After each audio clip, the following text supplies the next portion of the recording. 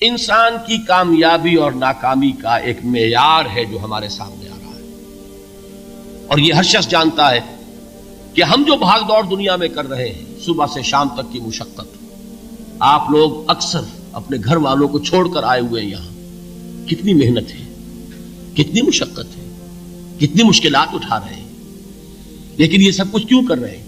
کامیابی کے حصول کے لیے۔ البتہ کامیابی کے معیارات ہیں، ہمارے ذہنوں میں جو معیارات بیٹھے ہوئے ہیں وہ کیا ہے؟ کامیابی پیسے سے ہے، کامیابی جائیداد سے ہے، کامیابی کاروبار سے ہے، کامیابی شہرت سے ہے، کامیابی اقتدار سے ہے۔ یہ معیارات ہیں۔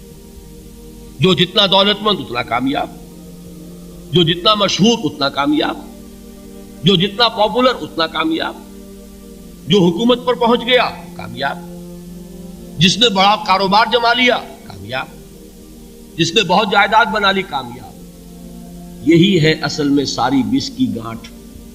جو تصور کامیابی کا ہوگا اسی کے مطابق آپ کی بھاگ دوڑ ہوگی، اسی کے لیے جد و جہد ہوگی، اسی کے لیے توانائیاں صرف ہوں گی، اسی کے لیے دن رات کی مشقت ہوگی۔ یہ ہے اصل شے جس کی یہاں نفی ہو رہی ہے۔ کامیابی دولت سے نہیں، کامیابی شہرت سے نہیں، کامیابی اقتدار اور طاقت اور حکومت سے نہیں، بلکہ کامیابی ہے ایمان سے، عمل صالح سے، تواصی بالحق سے، تواصی بالصبر سے۔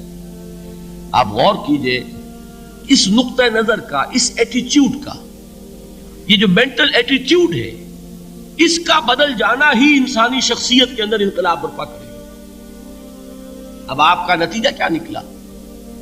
اگر تو دولت سے کامیابی ہوتی تو قارون بہت کامیاب تھا، اگر حکومت سے کامیابی ہوتی تو فرعون اور نمرود بہت کامیاب تھے۔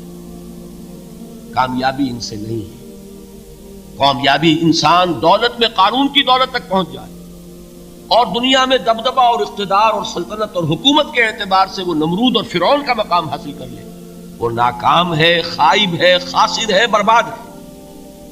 اور ابو ذر غفاری کامیاب ہے، چاہے ان کے پاس کچھ نہیں تھا، جھونپڑی تک نہیں تھی، کوئی گھر نہیں تھا۔ حضور نے فرمایا ہے اللہ کے کچھ بندے ایسے ہوتے ہیں جو کسی محفل میں جانا چاہیں تو انہیں اجازت نہ ملے، جو کہیں اگر رشتہ کرنا چاہیں کوئی ان سے رشتہ کرنے کو تیار نہ، کہیں کوئی سفارش کرنا چاہے تو ان کی کوئی بات ہی نہ سنے۔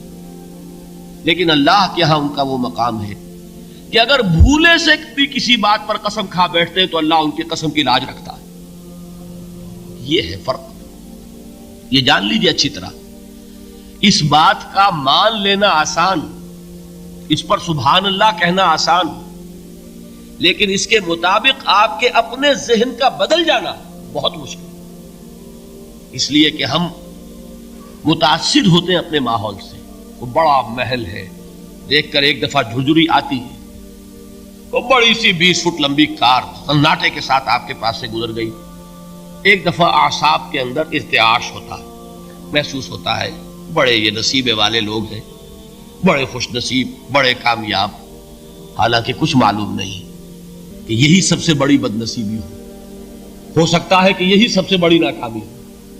اگر ذہنوں میں یہ بات بیٹھ جائے کامیابی کس شے سے، یہی وجہ دیکھیے قرآن مجید میں بارہا آپ دیکھیں اولئک هم المفلحون، یہ ہے لوگ کامیاب ہونے والے۔ آج یہ آپ نے نماز میں وہ آیات سنی، یا ایھا الذین آمنوا ارکعوا واسجدوا واعبدوا ربکم وافعلوا الخیر لعلکم تفلحون۔ اے ایمان والو، رکوع کرو، سجدہ کرو، اپنے رب کی پرستش اور بندگی کرو اور اچھے کام کرو تاکہ تم کامیاب ہو جاؤ۔ تو کامیابی کن چیزوں سے ہے؟ یہ ہے سب سے بڑا سبق۔ یہ ہمارے دل میں اگر بات بیٹھ جائے، ٹھک جائے، تو زندگی بدل جائے گی، صبح و شام بدل جائیں گے، نقشے بدل جائیں گے، بھاگ دوڑ کا رنگ بدل جائے گا، ویلیو سٹرکچر بدل جائے گا۔ آج وہ ایک چیز نہایت اہم نظر آ رہی ہے، کل نہایت غیر اہم نظر آئے گی۔ جیسے کہ حضور کی حدیث ہے مالی ولد دنیا، مجھے تمہاری اس دنیا سے کیا سروکار ہے، انما مثلی کراکب استظل تحت شجرۃ ثم راح فترکھا، میری مثال تو اس سوار کی سی ہے جو تھوڑی دیر کے لیے ایک درخت کے سائے میں ٹھہرتا ہے سستانے کے لیے، پھر وہ اپنا راستہ لیتا ہے، اسے اس درخت سے مستقل تعلق اس کا نہیں ہے، وہ اس کا گھر نہیں، وہ اس کی منزل نہیں۔ اسی طرح یہ دنیا میرا گھر نہیں ہے۔ اب دیکھیے ہم کہتے ہیں انا للہ و انا الیہ راجعون، ہم تو مسافر ہیں، ہم اللہ کے پاس سے آئے، اللہ کی طرف ہمیں لوٹ جانا ہے۔ کن فی الدنیا کانک غریب و عابر سبیل، حضور فرماتے ہیں دنیا میں ایسے رہو جیسے کہ تم اجنبی ہو یا راہ چلتے مسافر ہو۔ لیکن یہ طرز عمل کب ہوگا؟ جبکہ یہ آیت ہمارے ذہنوں کے اندر بیٹھ گئی ہو، والعصر ان الانسان لفی خسر الا الذین آمنوا وعملوا الصالحات وتواصوا بالحق وتواصوا بالصبر۔ یہ ہے اصل بات جو میں نے عرض کیا تھا کہ میں بتاؤں گا صحابہ کیوں ایک دوسرے کو یاد دلاتے تھے۔ اس لیے کہ دیکھیے جیسے برف باری اگر ہو رہی ہو، آپ باہر نکلیں گے تو برف آپ کے کپڑوں پر جم جاتی ہے نا، تو آپ جھٹکتے ہیں کپڑوں کو تاکہ برف ہٹ جائے۔ ہمارے ایمان پر اس دنیا میں رہتے ہوئے جب ہم متاثر ہوتے ہیں ماحول سے تو گردہ آ جاتا ہے، برف پڑ جاتی ہے، اس کو جھٹکتے رہنے کی ضرورت ہے۔ اور وہ جھٹکنے کی بہترین اور مؤثر ترین شکل یہی ہے کہ یاد رکھو کامیابی ان چیزوں سے نہیں ہے۔